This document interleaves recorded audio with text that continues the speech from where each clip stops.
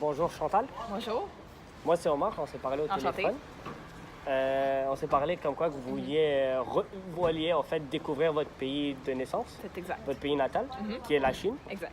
Vous m'aviez dit que vous aviez été adopté il y a 32 ans, puis que ça a toujours été, vous vouliez toujours visiter la Chine, mais que vous n'aviez pas eu C'est l'opportunité ça. ni l'occasion. Ouais. Et là, c'est décidé, cet Oui. été, vous Oui. êtes décidé à y aller. Oui. Juste avant de commencer, je vais vous poser quelques questions pour D'accord. savoir quel type de voyageur vous êtes. Récemment, où est-ce que vous avez voyagé? Je suis allée en France, en famille. OK? On est resté 2 semaines.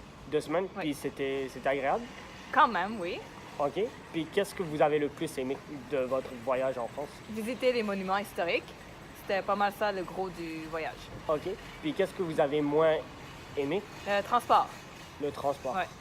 Le transport en commun ou le transport...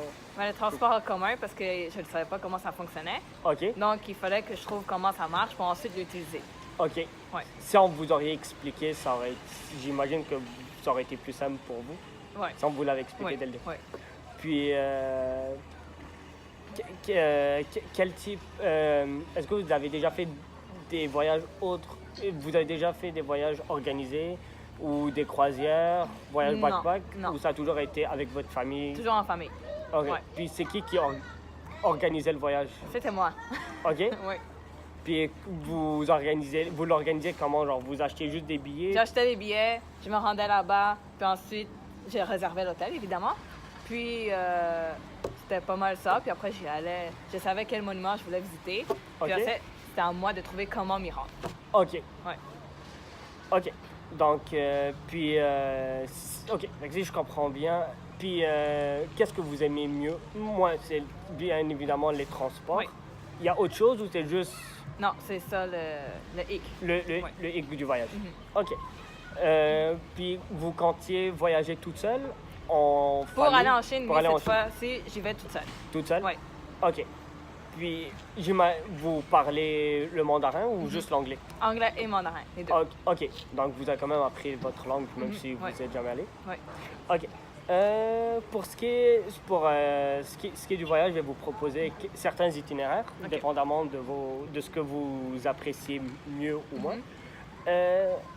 Est-ce qu'il y a des villes en Chine que vous voudriez moins voir ou Non, je suis très ouverte. très ouvertes? Oui, très ouverte. OK. Parce que j'aurais le premier circuit à vous proposer, le premier itinéraire. Ça serait un itinéraire de à peu près de 15 jours. Vous ferez Pékin, Shanghai, Hong Kong. Vous partirez d'ici le premier. Vous allez arriver là-bas le 2, 1er juin? le 1er juin. OK. Vous arriverez là-bas le 2 juin. OK. Puis vous allez faire 3 escales. Vous allez faire Montréal, Toronto, Toronto, Vegas, Vegas, Pékin. OK. Durant ces 15 jours, vous allez rester 5 jours à Pékin, 5 jours à Shanghai, puis 5 jours à Hong Kong. C'est ça l'itinéraire que je peux vous montrer parce que vu que nous sommes rendus une compagnie éco-responsable, on montre tout sur nos tablettes. Puis si jamais il y a des trucs qui vous intéressent moins ou plus, on peut rajuster. OK. Pour ce qui est de la gastronomie, est-ce que vous avez certaines restrictions alimentaires? Non, ou- aucune allergie. Ce que je veux, c'est goûter la nourriture du pays. OK. Donc, autant que ça soit de la gastronomie froide ou chaude. Pas de problème. Pas de Tant que problème. c'est typique du pays. Donc, vous pouvez aussi manger dans la rue. Les Oui. restos de rue, comme les restos 5 étoiles, Oui, oui. ça vous dérange pas Non, trop? Non. OK. Puis, marcher. Est-ce que c'est un plus ou un moins que... Je peux marcher, mais pas de grandes distances. Distance? Exact. OK. Pour celui-là, vous ne faites pas énormément de distance. Vous allez les principales, les marches que vous allez faire principalement, ça va être plus entre le bus, entre l'autocar, l'hôtel, entre l'autocar, le musée, entre l'autocar, les restos. OK. Donc, ça se fait assez bien. Lui, ce forfait coûte en fait précisément 4 500. OK. Vous avez 3 étoiles et demie pour les principaux hôtels. Comme vous pouvez voir ici, ça c'est pour l'hôtel que vous serez à Pékin. Oui. Celui-là, ça va être à Shanghai. OK. Puis celui-là, ça va être à Hong Kong. OK. C'est deux beaux hôtels. J'y ai jamais y été. En fait, je les ai jamais visités.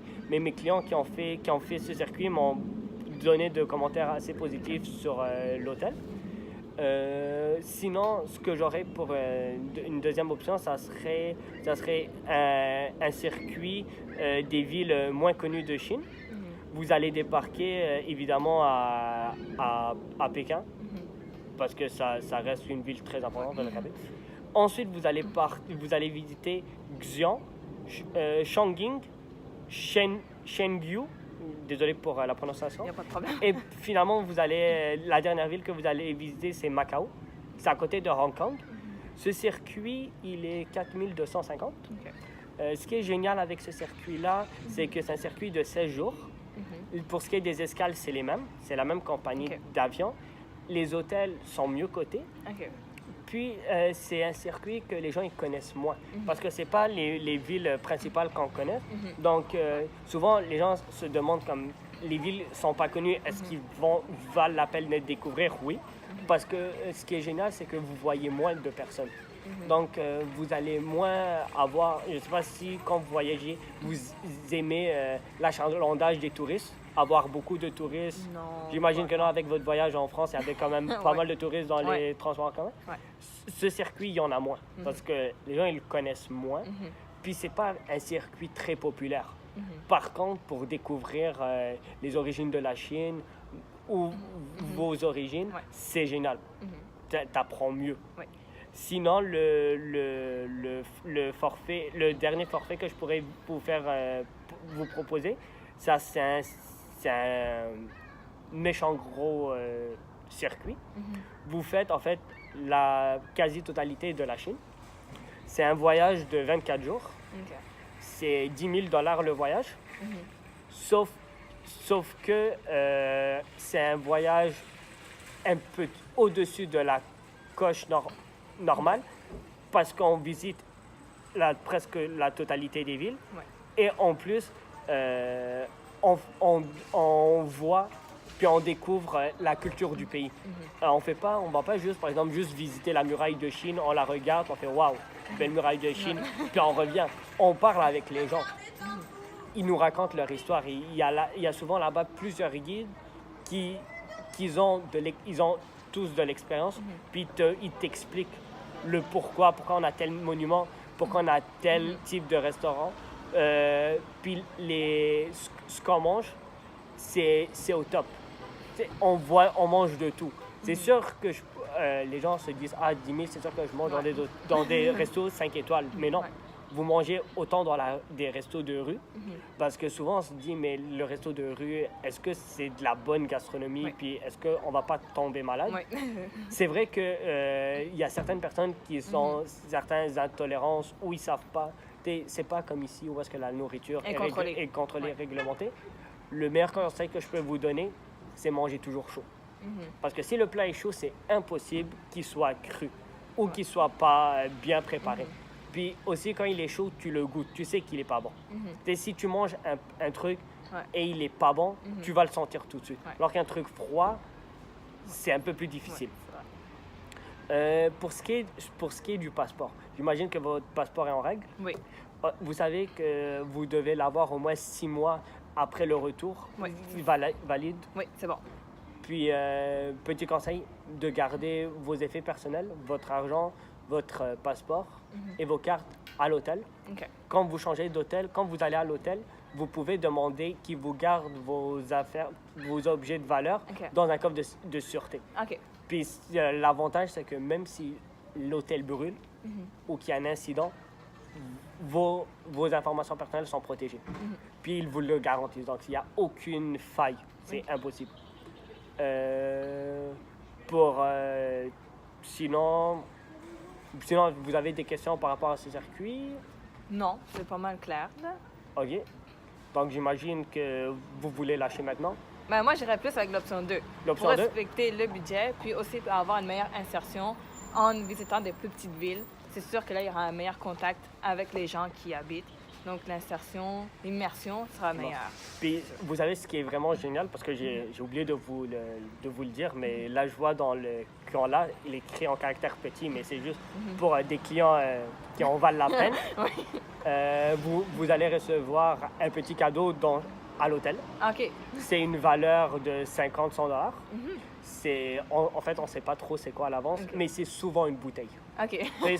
C'est toujours agréable de recevoir une bouteille quand vous arrivez à l'hôtel. Ouais. Surtout la première soirée, vu que vous voyagez pour à peu près entre 18 puis 20 heures de vol. Donc, on arrive, on aime... Incluant le décalage horaire. Incluant le décalage horaire, Ouais. ça peut être un peu difficile. Mais sinon, pour le reste, c'est vraiment génial. C'est bon. Donc, j'ai répondu à toutes vos questions. Exact. Oui. Merci beaucoup. Merci. Bonne journée. À vous aussi.